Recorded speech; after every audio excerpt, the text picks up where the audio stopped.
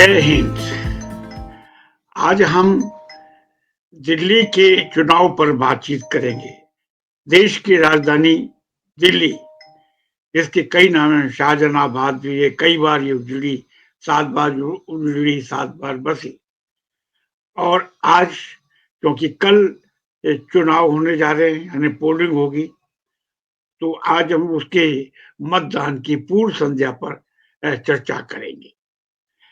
अ, दिल्ली में करीब-करीब 699 उम्मीदवार हैं और ज़ाहिर है कि जो असली लड़ाई है, वो तो अ, आप पार्टी जो पिछले 10 सालों से सत्ता में है और इसके बाद है भारतीय जनता पार्टी और तीसरे स्थान पर है कांग्रेस। लेकिन चुनावी अखाड़े में जो असली जो युद्ध है, वो आप बनाम बीजेपी है। अब देखिए, मैंने महानगर ये जैसे दिल्ली के चुनाव को 1967 से कवर किया करना शुरू किया और देखा भी, आज मैं देख रहा हूँ। लेकिन एक ज़माना था जब सालों, दशकों तक इसको कवर किया, फील्ड में जाकर के। एक ज़माना था जब ये यहाँ की विधानसभा को महानगर परिषद कहा जाता था, जिसे काउंसिल मेट्रोपॉलिटन काउंसिल बोलते हैं। और उस समय के चीफ मिनिस्टर को चीफ एग्जीक्यूटिव काउंसिलर कहते थे और आज विधानसभा और मुख्यमंत्री हैं। अब इस समय और तब में सबसे बड़ा फर्क ये है कि उस 7वें दशक में, 8वें दशक में, 9वें दशक में इतना तामझाम नहीं हुआ करता था। उस समय पोस्टर बार होते थे, ये बात सच है, खूब पोस्टर। दिल्ली की दीवारें पोस्टरों से पटी पड़ी थी, रहती थी। लेकिन और इसके बाद कांग्रेस भी करीब 15 साल तक सत्ता में रही। मुख्यमंत्री उस ज़माने की थी शीला दीक्षित जी और इसके बाद फिर केजरीवाल के नेतृत्व में आप पार्टी यानी आम आप पार्टी सत्ता में आई और पिछले 10-12 साल से वो सत्ता में है। लेकिन इस बार पोस्टर वार्स की जगह से ज़्यादा सोशल मीडिया, इलेक्ट्रॉनिक मीडिया और या ये कह सकते हैं डिजिटल वॉर, वो खूब जम करके हुई, इसमें कोई शक नहीं। अब ये भाषण भी हुए, मनसभाएँ भी हुई, इसमें भी कोई शक नहीं, कोई जमकर कोई। लेकिन पोस्टर वार जो थोड़े कम हुए, लेकिन नुक्कड़ सभाएँ आपके ये रोड शोज़ ये काफ़ी हुए। लेकिन इस बार सबसे बड़ी बात ये लगी जो मुझे दिखाई दी इत अब वो ये कि लग रहा था कि प्रधानमंत्री नरेंद्र मोदी अ, दिल्ली में मुख्यमंत्री का चुनाव लड़ रहे हैं। बड़ी अजीब-सी बात है ना? ये सुन कर के कि प्रधानमंत्री और मुख्यमंत्री का चुनाव लड़ रहे हैं। हाँ, ठीक है, वो अ, मुख्यमंत्री बनने नहीं जा रहे, प्रधानमंत्री रहेंगे। लेकिन जिस सक्रियता से उन्होंने पिछले 1-2 महीने में और आखिर के दिनों में जो दिल्ली में प्रचार-प्रसार किया, वो तो अद्भुत था। ये मैंने अपने जीवन काल में पहली बार देखा कि हिंदुस्तान का प्रधानमंत्री एक छोटे से राज्य में इतना सक्रिय है। मैंने वो इंदिरा गांधी का ज़माना भी देखा, राजीव गांधी का ज़माना भी देखा, अ, आपके न नरसिम्हा राव का ज़माना भी देखा।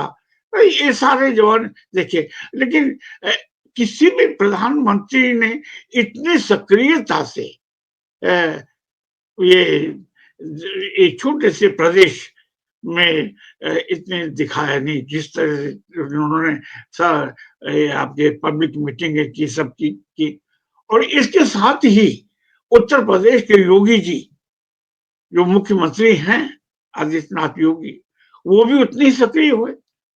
आपके बिहार के जो मुख्यमंत्री हैं नीतीश कुमार जी, वो भी आए। जो आंध्र प्रदेश के जो मुख्यमंत्री हैं नायडू, वो भी आए। यानी आप समझिए कि अ, आपके भारतीय जनता पार्टी ने के शस्त्रागार में जितने भी हथियार हो सकते हैं, वो जम कर के चलाए। अमित शाह हो या दूसरे और कोई मंत्री हो, जम करके चलाए। यानी इस समय भाजपा पूरी संकल्पबद्ध है, तुली हुई है कि हमें दिल्ली के तख्त को 8 तारीख को हथियाना है। मतलब हथियाना नहीं, मतलब जीत कर आना है। क्योंकि 8 को इसका चुनाव परिणाम निकलने वाले हैं। इसलिए वो चाहते हैं कि किसी भी हालत से, क्योंकि सत्ता दिल्ली में सत्ता से वनवास उसका बहुत लंबा हो गया। देखिए पहले 15 साल कांग्रेस थी, शीला दीक्षित मुख्यमंत्री थी, इसके बाद फिर आपके केजरीवाल आए, वो एक एनजीओ बैकग्राउंड से आए और फिर 10-12 साल से वो सत्ता में है। तो आप कह सकते हैं 25-26 साल से बीजेपी मतलब सत्ता से अलग है, वनवास भोग रही है। अब वो किसी भी हालत में चाहते हैं कि इस बार वो दिल्ली की मालिक बन जाए। बन भी सकती है, कहना मुश्किल, लेकिन कह सकते हैं कि एक तरफ प्रधानमंत्री, अमित शाह गृह मंत्री और सभी मुख्यमंत्री, बीजेपी के तमाम मुख्यमंत्रियों का यहाँ आना, और इसके साथ दूसरी तरफ केजरीवाल, उनके समर्थन में समाजवादी पार्टी के अखिलेश गुप्ता का आना, ममता बनर्जी के का प्रतिनिधि का भी यहाँ आना, और यानी इंडिया गठबंधन के जितने लोग थे वो भी आए, उन्होंने केजरीवाल का समर्थन किया।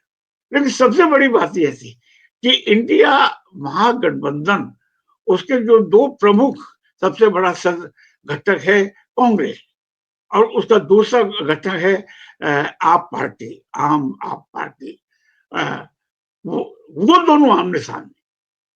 मजे की बात ये है, इसका मतलब कि जो था लोकसभा के चुनाव में, जो इंडिया अलायंस ने जो तय किया था कि हम मिलकर के साथ रहेंगे और भाजपा का मुकाबला करेंगे, दिल्ली के आम चुनाव में जरा वो कुछ दिखाई नहीं दिया आमने-सामने। मतलब लेकिन इसका ये मतलब नहीं है कि कांग्रेस कोई स्वीप करने जा रही है। देखिए इस समय तो कोई भी पार्टी अ, ये ताल ठोक कर नहीं कह सकती कि हम सत्ता में आ ही जाएँगे। यानी आप पार्टी, जिसे पिछले विधानसभा में 70 में से 62 सीटें मिली थी, और उससे पहले 2015 में 70 में से 68 सीटें मिली और 2 सीट बीजेपी को मिली, और 2020 में 8 सीटें मिली। लेकिन अब ये आप पार्टी नहीं कह सकती कि हम हमारे लिए केक वॉक है, केक वॉक बिल्कुल नहीं है। ठीक इसी तरह से बीजेपी नहीं कह सकती कि हम सत्ता में आ ही जाएँगे। तो एक ज़बरदस्त टक्कर है। अब देखना ये है, सबसे बड़ी बात ये है कि इस चुनाव में जो रेवड़ियाँ का की जो बरसात हुई, पहले देखिए सबसे पहले आप पार्टी ने शुरू की, केजरीवाल जी ने काफ़ी जो घोषणाएँ की, हम बिजली फ्री होगा, नल पानी जो भी कुछ है, अस्पताल, मोहल्ला क्लिनिक, उसमें काम कम भी किया, इसमें कोई शक नहीं, अच्छे काम भी किए। ठीक, उस समय बीजेपी ने उसकी आलोचना की थी कि देखिए रेवड़ियाँ बाँट रहे हैं केजरीवाल। लेकिन उसके नक्शे कदम पे चल के बीजेपी ने आप पार्टी को भी मात दे दी, वो भी आगे बढ़ गई और दोनों में कॉम्पिटिशन हुआ, चला कि अच्छा आप पार्टी ये दे रही है तो बीजेपी कह रही है, हम भी उतना दे रहे हैं। तो इसके साथ-साथ फिर कांग्रेस पीछे रहने वाली कब थी? उसने भी देखा-देखी कि हम भी इस दौर में शामिल होते हैं। उन्होंने भी घोषणाएँ कर दी। तो कहने का मतलब ये है इस समय की रूलिंग पार्टी आप पार्टी, दूसरी केंद्र में जो रूलिंग पार्टी है बीजेपी, और तीसरी कांग्रेस। जो क्योंकि देश की सबसे पुरानी पार्टी अगर कोई है, वो तो वही है अखिल भारतीय कांग्रेस। तो उसने भी तो तीनों के बीच ये टक्कर चली रही जम करके हुई कि कौन, लेकिन मेरा ये मानना है, मुझे ऐसा लगता है कि असली फाइट बीजेपी और केजरीवाल के बीच में है। और देखिए कांग्रेस के साथ सबसे बड़ी दिक्कत जो मुझे लगती है, देखिए पिछले 10 साल से कांग्रेस का एक भी विधायक दिल्ली विधानसभा में नहीं है। इस बार मैं ऐसा मान के चलता हूँ कि मुझे ऐसा लग रहा है, हो सकता है मैं गलत हूँ, लेकिन कांग्रेस अपना खाता ज़रूर खोल लेगी। अब चाहे वो 1 सीट आए या 5 सीट आए या 2 सीट आए, लेकिन खाता कांग्रेस का खुल जाए, क्योंकि उसने भी अपने झोंक दिया अपने आप को। देखिए, राहुल गांधी जो लोकसभा में प्रतिपक्ष के नेता हैं, और उधर प्रियंका गांधी कांग्रेस के जो अध्यक्ष हैं, खड़गे साहब, इन्होंने भी पूरी ताकत झोंक दी है इसके अंदर। और इसलिए मैं ये कह सकता हूँ कि कांग्रेस अपना इस समय विधानसभा में खाता खोल सकेगी। कितना सीटें मिलेंगी इसके इस वक्त कहना मुश्किल ही है, लेकिन ऐसा लगता है कि अगर मान लीजिए बीजेपी और आपके बीच में जो टक्कर है, कांटे की टक्कर है, और फिर भी थोड़ा सा आप पार्टी, क्योंकि आप पार्टी ने कुछ क्षेत्रों में बड़ा अच्छा तो काम किया है, एजुकेशन शिक्षा के क्षेत्र में, और मोहल्ला क्लिनिक स्वास्थ्य के क्षेत्र में, और बिजली के क्षेत्र में बिजली काफी 200 यूनिट तक माफी है। तो ये आम लोग जो बेचारे समाज के सबसे निचले स्तर के लोग हैं, जो कि झोपड़ी वाले लोग हैं, मेरा मतलब जिनकी आय बहुत कम है, उनको उनके लिए बहुत राहत है। बीजेपी अभी उनको वो विश्वास नहीं दिला पाई। हालांकि बीजेपी ने घोषणा की है कि जो केजरीवाल की सरकार, या ना तो पूर्व मुख्यमंत्री हैं इस समय तो आशीषी है, कि जो आप पार्टी की सरकार से जितने फायदे मिल रहे हैं वो हम जारी रखेंगे, ये उन्होंने जरूर प्रचार किया है। लेकिन फिर भी जो मुझे लगता है, जो बातचीत लोगों से की, तो वो ऐसा लगता है कि आप पार्टी, ये आप जो निचले स्तर के जो लोग हैं, ये वो वंचित के हैं या हाशिया वर्ग के लोग हैं, वो भी, उनको विश्वास नहीं हो पा रहा है कि बीजेपी उनको ये सब सुविधाएं देगी, क्योंकि उनको ऐसा लगता है कि बीजेपी के ज्यादा दिलचस्पी मंदिर बनाने में, ये मंदिर मस्जिद के टंटी में है। और हम लोग कहते भी हैं कि हमको मंदिर मस्जिद से क्या लेना देना, अच्छी जिंदगी से लेना देना है। अच्छा, और ऐसा भी मैं मान के नहीं चल रहा हूँ कि सब ये हमारे महानगर, दिल्ली तो एक महानगर है, इसका कुछ ध्रुवीकरण हो सकता है, ये हिंदुत्व की लहर चल रही है, ऐसा मैं बिल्कुल नहीं मानता। तो मुझे ये लगता है कि यहाँ पर इसका पोलराइजेशन नहीं हुआ है, जो और जगह हो गया होगा और हो गया भी है, लेकिन उसका उसका ध्रुवीकरण यहाँ पर नहीं है। यहाँ पे क्यों कि यहाँ यानी देश भर के अलग-अलग समुदाय के लोग आते हैं। यहाँ पर थोड़ी जो 5 साल पहले सांप्रदायिक दंगे भी हुए, वहाँ भी एक अच्छी टक्कर है, ऐसा नहीं है। हालाँकि पुराने ज़ख्म हैं अभी भी, और मरहम लगाने की कोशिश की है, फिर भी मैं ये मान के नहीं चलता कि हमारा जो जो यहाँ का मतदाता है, वो पोलराइज़ हो गया, नहीं हो रहा है। तो वो इश्यू बेस पर, तो इश्यू वाक़ई, एक तो साफ जल, स्वच्छ पानी की ज़रूरत है, आपको हेल्थ के स्वास्थ्य की जरूरत है कि सरकारी अस्पतालों में अच्छा हो, तो दूसरा रोजगार की जरूरत है, क्योंकि दिल्ली में देश भर के लोग युवक यहाँ पर हैं। अगर आप मेट्रो देखेंगे देखेंगे तो कितने युवक लोग आपके कोचिंग के लिए आते हैं, फिर यहीं बढ़ जाते हैं, सबको नौकरी चाहिए। तो अब नौकरी पर कंसंट्रेशन काफी है, अच्छे आवास की व्यवस्था होनी चाहिए, अच्छी शिक्षा, यानी सरकारी जो स्कूल हैं वो अच्छे होने चाहिए। ऐसा लग रहा है कि जो कि अगर भी ये आप पार्टी चली जाती है, बीजेपी आती है, तो स्कूलों की दशा कोई अच्छी नहीं होगी, ऐसा आम धारणा हाशिए के लोगों के अंदर। और दूसरा ये कि हालांकि देखिए ये मोदी जी ने बड़ी चतुराई से खेल खेला कि उन्होंने बजट एक तारीख को लाया, जिसमें उन्होंने मिडिल क्लास को से महफिल लूट ली, इसमें कोई शक नहीं। लेकिन और हो सकता है इसका एक असर पड़ेगा जो यहाँ का जो अच्छा खाता पीता मध्य वर्ग है, कि क्योंकि 12 लाख तक आपको कोई टैक्स नहीं लगेगा, तो इसका एक सीमा तक असर पड़ सकता है। लेकिन मैं ऐसा मान के नहीं चलता कि पूरा ही असर पड़ेगा और उसका पूरा फायदा बीजेपी को होगा।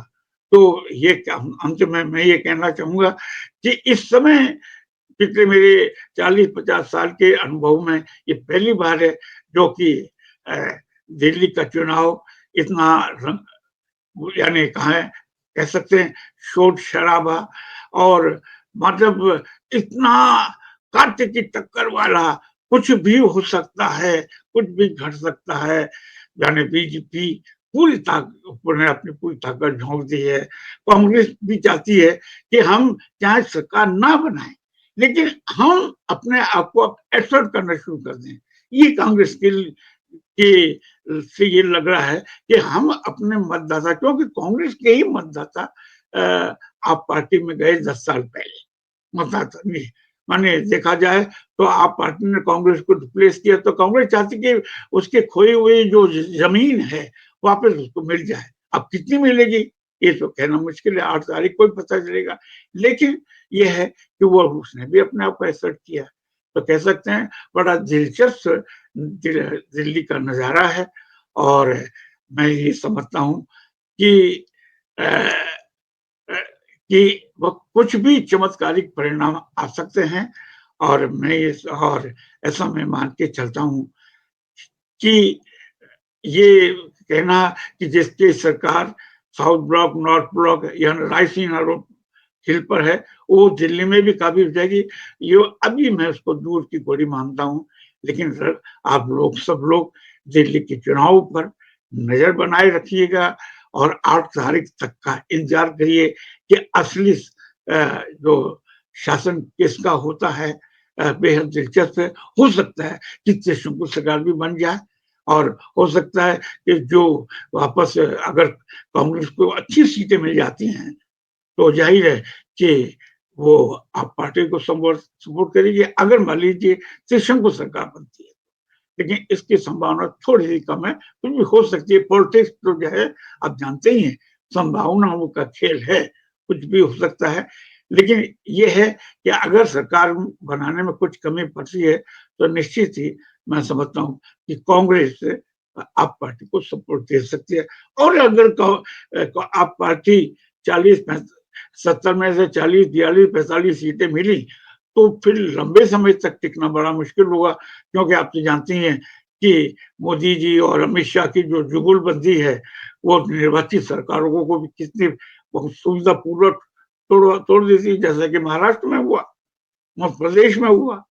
तो इसमें तो इसलिए अगर मान लीजिए आप पार्टी को कम से कम 50 सीटें आएँ, तब वो सत्ता में रह सकती है स्थायी रूप से, माने 5 साल। खैर चुनाव तक नज़र रखिए, इंतज़ार करिए 8 तारीख को किसका पिटारा खुलता है वो सत्ता के लिए। जय लोकतंत्र और जय संविधान।